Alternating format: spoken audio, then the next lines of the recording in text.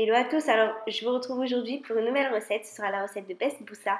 Vous allez voir que c'est un gâteau hyper moelleux qui fond en bouche et c'est un petit peu comme Chenia, mais là c'est plus un gâteau imbibé de sirop, c'est juste parfait pour le mois de Ramadan.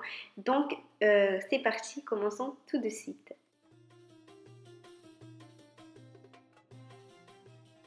Tout d'abord dans un saladier, venez mélanger les œufs avec le sucre.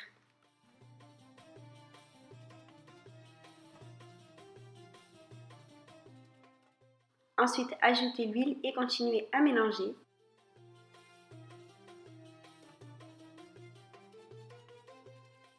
Enfin, terminez en rajoutant la poudre d'amande, la levure chimique et la semoule moyenne. Vous pouvez très bien réaliser cette recette avec de la semoule fine également.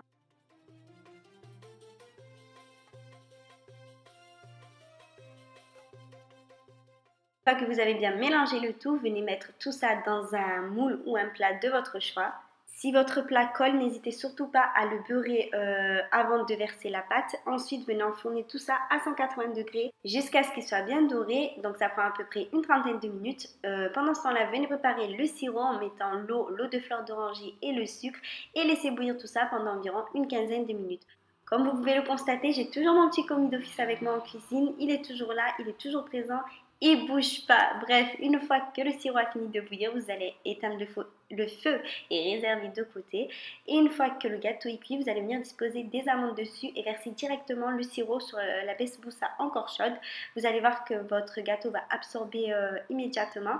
Vous mettez vraiment tout le sirop et une fois que vous avez versé tout le sirop, vous allez remettre tout ça au four. Très important, veillez à ce que le four soit éteint et laissez dedans pendant environ une minute. Une fois que le sirop a été absorbé, retirez du four et laissez reposer pendant environ quelques heures.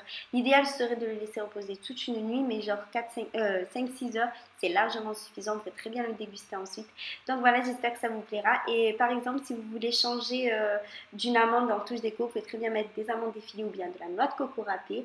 Donc voilà, j'espère que cette recette vous plaira. Si vous la reproduisez, n'hésitez pas à m'envoyer votre photo via les réseaux sociaux. Et je vous dis à très vite pour de nouvelles recettes. Bisous bisous.